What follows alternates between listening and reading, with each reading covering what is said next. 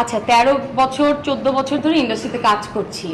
একটা অনলাইন শপের 27,000 টাকার শাড়ি মেরে দেওয়ার জন্য, 27,000 টাকার শাড়িকে মেরে দেওয়ার জন্য এত কষ্ট করে স্ট্রাগল করে নিজেকে একটা শিল্পী বানিয়ে আজকে একটা জায়গায় দাঁড়িয়ে আছি। যদি আমরা কেউ উপরে উঠতে থাকি, পিছনে কিছু মানুষ থাকে যারা উঠতে পারবে না, তারা পিছন থেকে টেনে ধরে।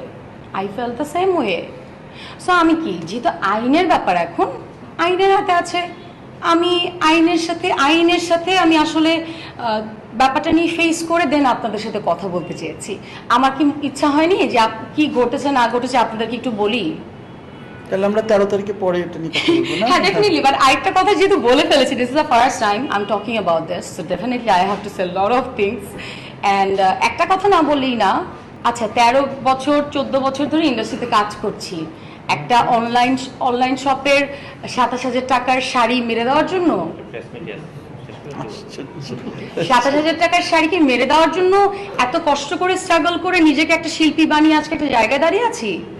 একটা ইন্ডাস্ট্রির একটা মেয়ের কাজ করা বা যে কোনো পুরুষতান্ত্রিক সমাজে কাজ করা, ইট ইজ আপনাদের কাছে কি মনে হয় অনেক সহজ কিছু? অনেক সহজ কিছু না। সো আই থিঙ্ক আপনাদের কাছে অ্যান্সার আপনারাই, যে আপনারা যে আমাকে না বলছেন, সে অ্যান্সার কিন্তু আপনাদের নিজেদের কাছেই আছে। আমার মনে হয় আমার অডিয়েন্সরা অনেক প্যানিক হয়ে যায়। আমি এখনো বলবো, I am here just because of my audience. I have few authentic audience যারা আমাকে মন থেকে আমার কাজকে ভালোবাসে। তো ওই জায়গা থেকে আমি ওয়েট করছিলাম কবে আসলে আমি আপনাদেরকে ফেস করব, কবে আসলে আমাকে বাংলাদেশে আসলে, যেহেতু আমি বলেছি আমি বাংলাদেশের আইনকে শ্রদ্ধা করি, এই জন্য আমি কারোর সাথে কোনো কথা বলিনি। আপনারা নিউজ করে গেছেন, মামলা হয়েছে, প্রতারক 27,000 টাকার শাড়ি আত্মসাৎ করেছে 27,000 টাকার শাড়ি। আপনারা যখন লিখেছেন আপনারা হাসেননি, হেসেছেন। আমাকে যখন প্রশাসনের মানুষ কল করেছে তার আগে হাসছে, আপু কি হয়েছে, আপনার পিছনে মানুষ লাগছে কেন? আর সবচেয়ে বড় কথা, যে আমার নামে মামলা করেছে আমি তাকে চিনিই না। আমার সাথে কথা হয়েছে একজন আইনজীবীর সাথে, যিনি কিনা একটা শাড়ির অনলাইনের ওনার। আমি তো তাকে দেখতেই পাচ্ছি না এই মামলার মধ্যে। I am talking too much now. So এই কথাগুলো আমি বলতে চাই না এখন। আমি আইনকে শ্রদ্ধা করি।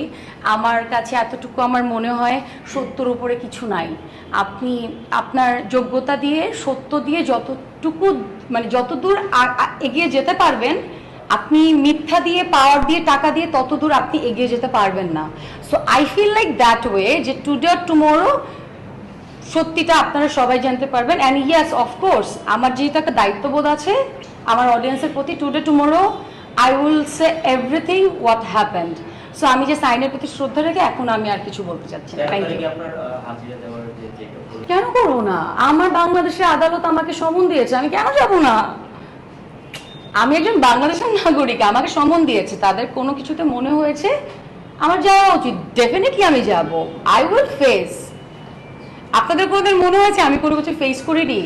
যদি কোনো বিষয় নিয়ে আমি কথা বলিনি এরকম যদি হয়, তাহলে আমি চাইনি যে I don't have to talk about this topic, because this is my personal topic.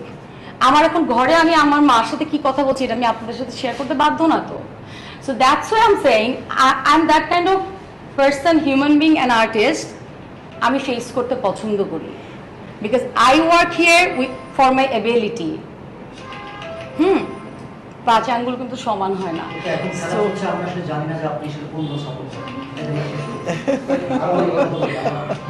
আচ্ছা, ডেফিনেটলি। এনিওয়ে, কেন এতগুলো কথা বললাম জানি না, বাট হ্যাঁ, টুডে টুমোরো যেহেতু এই জিনিসটা হয়েছে, আদালতে যাওয়ার পর বা আগে যখনই আমার সময় হবে, আমি ডেফিনেটলি আমি আমার দর্শকের জন্য হলো পুরো ব্যাপারটা আপনাদের সাথে শেয়ার করব, যে কিভাবে কি হয়েছে বা কেন হয়েছে, কেন করছে এগুলা।